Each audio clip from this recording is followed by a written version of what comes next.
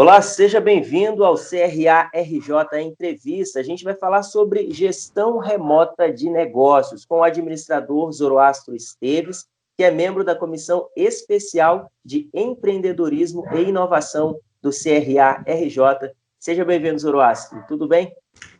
Tudo bem, Josué.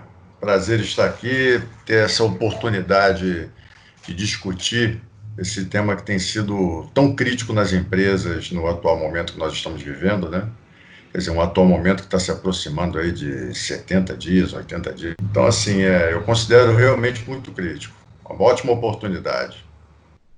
Zoroastro, diante de toda essa situação que a gente tem vivido, de fato, a gestão dos negócios tem sido forçada a uma transformação muito rápida. Já havia, né, alguma transformação sobre essa gestão remota, mas agora o senhor falou que é um momento crítico, é um tema crítico. Eu queria que o senhor explicitasse um pouco mais por que esse tema, esse assunto, a gestão das empresas de forma remota se torna um assunto crítico nesse momento em especial.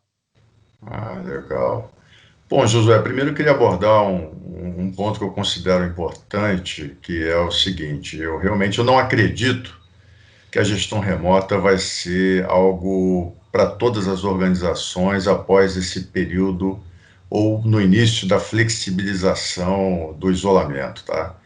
Eu acredito que ele vai sim fazer parte, de fato, ser incorporado à cultura organizacional, mas vai depender muito do perfil do segmento, do serviço, do produto que é ofertado e especialmente do nível hierárquico e função que você exerce na organização.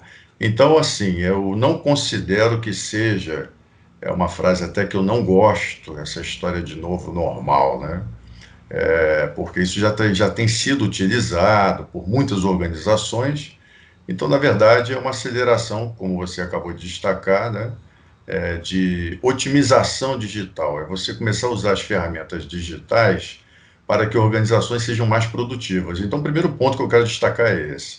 Eu realmente não acredito que isso vai ser algo permanente. Eu acredito que ele é temporário para algumas organizações, em virtude do ambiente, em virtude do contexto, e para outras organizações, sim, que já estavam com um plano de incorporar essa otimização digital, essa ferramenta digital, esse jeito de gerenciar pessoas, né? Trabalhos e projetos, essas sim já vão sair desse período de flexibilidade, de flexibilização do isolamento com essa gestão remota. Tá legal? Então, esse é um primeiro ponto que eu queria destacar, que eu considero crítico. Realmente não acredito que isso vai ser para todas as empresas, né? Eu posso destacar, se você fala de uma indústria, por exemplo, as indústrias, imagina confecção, moda, costureira trabalhando remotamente, etc. Tudo bem que a gente pode falar, já existem facções que é um trabalho remoto.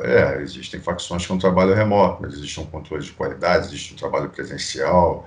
E não adianta você ter que olhar a peça, ter que olhar a costura, e não vai ser por imagem, pelo menos no momento onde a realidade aumentada ainda está no início de seus estudos, etc., que isso vai se tornar uma realidade, né? Exemplificando, né, Josué? Se a gente fala de confecção de moda, por exemplo, né? Elas até já trabalham, de uma certa maneira, com algumas partes da produção remotamente, como facções, né? Mas ainda assim você vai precisar estar perto, olhar a qualidade, olhar o acabamento do produto, vai ter que ter esse controle, porque pelo vídeo, remotamente, você não vai conseguir prestar atenção ou destacar ou identificar alguns problemas na produção, entendeu? Então eu acredito realmente que esse é o primeiro ponto que eu queria destacar, né? Que o trabalho remoto ele não vai ser para todo mundo, não vai ser para todos os segmentos, mas sim será incorporado em uma boa parte das organizações, em especial organizações ligadas à tecnologia e negócios SaaS, né, que é o Software as a Service, né, sistema, software como serviço, né, que são esses softwares na nuvem, que tem escalabilidade e etc. Né? Então eu vejo muito por esse caminho, tá? Ô Zoroastro, quando a gente fala de gestão de negócios, a gente precisa falar também de gestão de pessoas, as equipes que estão vinculadas aos tipos de trabalho.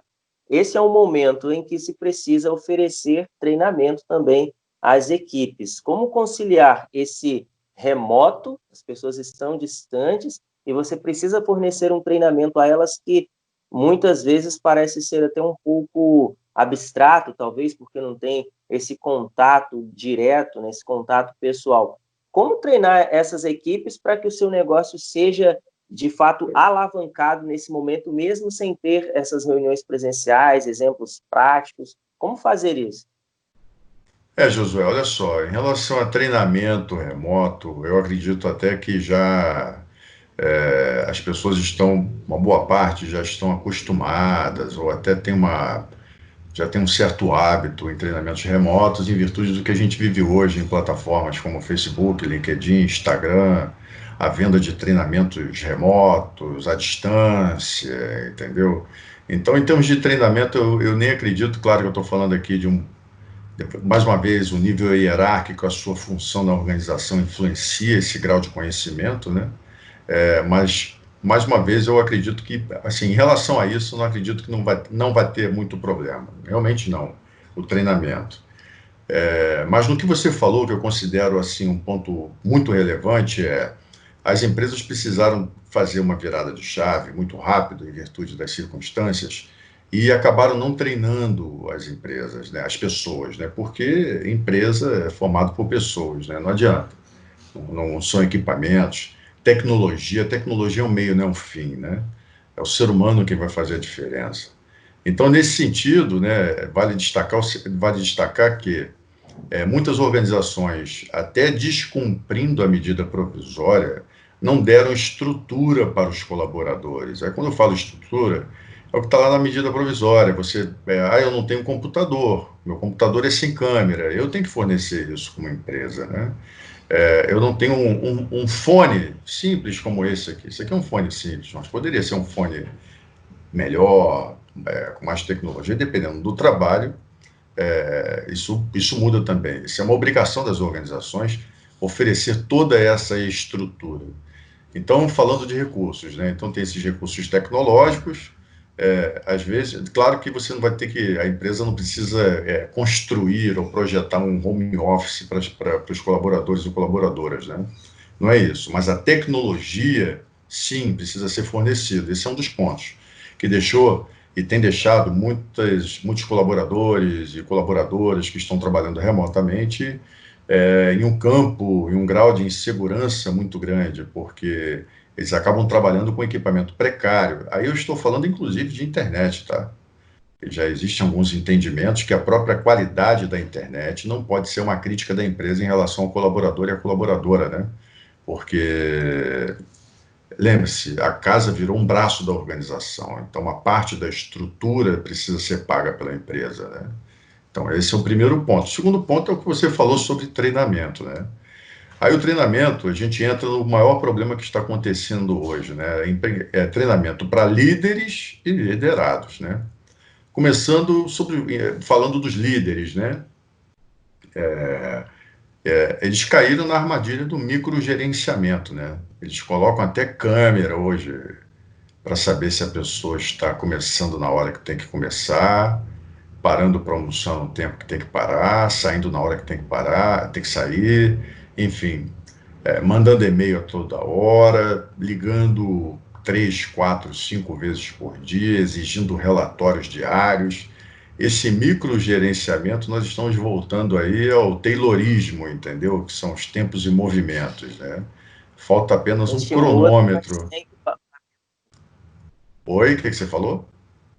a gente acaba mudando a forma de trabalhar, mas acaba tendo que bater ponto e aquela filosofia da qualidade de vida com a entrega de resultados, que é o que importa no final, acaba indo por água abaixo. Seria isso? É, é a dicotomia tarefas versus resultados, né? As empresas, pessoas, quando eu falo empresas, eu estou falando de pessoas, né? Então, as pessoas já estavam tarefeiras, né? Com esse gerenciamento remoto, especialmente esse microgerenciamento, ele está consolidando em muitas empresas uma cultura tarefeira, que é exatamente sair e virar as costas para os resultados, como você falou, e querer saber quantas ligações você fez hoje, especialmente vamos falar da área comercial, né? Quantas ligações você fez hoje, quantas reuniões você agendou, remota, quantas propostas você enviou. Não que isso não seja importante, isso é importante, mas o foco é o quê? É você olhar o resultado, e se o resultado não estiver sendo alcançado, ou tiver riscos de não ser alcançado, aí você vai no microgerenciamento para poder dar suporte para a equipe. Então, assim, faltou e tem faltado treinamento para lideranças saber lidar com esse gerenciamento à distância. E do lado do colaborador e colaboradoras, o que faltou também é um treinamento para a administração do tempo, para a criação de uma disciplina. Se você vai para frente de um computador para trabalhar, você vai para trabalhar. Então você tem que se preparar para trabalhar. Existem algumas questões aí, até psicológicas, que são muito importantes para isso, né? Então é você botar roupa como se você estivesse indo para o trabalho. Aí vamos lá, vamos falar das mulheres. As mulheres são super sobrecarregadas, né? Então elas cuidam da casa, tem que trabalhar, e tem o marido que agora está em casa também, e dependendo do contexto, isso, enfim, fica com um grau pior ou menos ruim, né? Acaba acontecendo isso. Então, aí, nesse aspecto, era importante até, assim, se você conseguir separar, a possibilidade de conseguir separar um espaço na casa para esse trabalho, é você colocar um aviso, ó, não me interrompa de tal hora a tal hora, vou parar a tal hora, colocar na porta, assim, ou em algum lugar, uma agenda, dizendo assim, olha, nesses períodos eu não sou a mamãe, eu não sou a esposa, eu estou aqui como uma profissional, é como se eu estivesse dentro da organização. Então, essa falta de disciplina tem feito pessoas trabalharem muito de organização de horário, etc. Inclusive, nessa organização de horário, você vai ter que brecar algumas lideranças que ficam mandando WhatsApp após o horário comercial, entendeu? Lembrando que isso é hora extra. Isso é hora extra, tá? Ó, líderes que estão me ouvindo, empresas que estão assistindo, ouvindo e assistindo, né? Mandar o WhatsApp após o horário comercial é hora extra. Prestem bem atenção nisso, tá? Fora do horário comercial, eu estou dizendo o seguinte, não é só após 18 ou 19 horas, é mais cedo também, tá? Então é importante prestar atenção. E tem que brecar isso. Você, como colaborador, colaboradora, viu mensagem da empresa após o horário comercial, você não responde nem olha o celular, entendeu? Aí, se for urgente, vão ligar para você. Pode ficar tranquilo. Se for urgente, vão ligar para você. Mas não atenda. Então, assim, faltou e está faltando treinamento para esse gerenciamento remoto. Estamos caindo numa cilada que vai fazer com que as pessoas fiquem doentes. Eu estou falando de burnout, estresse, ansiedade, são todos conectados, né? Acaba-se que, infelizmente, muda-se a tecnologia, mas a mentalidade acaba ficando a mesma, né? E aí fica uma pergunta aqui, a comissão que o senhor está representando nessa entrevista é de empreendedorismo e inovação, e inovação não é só tecnologia, como muita gente acaba focando, uma inovação já vincula a tecnologia. Mas eu queria que o senhor falasse, né, um pouco aqui, já encerrando a nossa entrevista, como inovar nesse período, principalmente dentro dessa gestão, do empreendedorismo, como inovar diante de todo esse cenário que a gente está vivendo e que, como o senhor disse, para muitas empresas não vai mudar muita coisa, mas para outras empresas vai mudar completamente. Olha só, eu vou falar sobre a ótica da nossa temática aqui, que é o gerenciamento remoto, né? Inovar tem relação com o processo, né? A gente olhar lá o manual de Oslo, sendo um pouco mais, entre aspas, acadêmico aqui, né?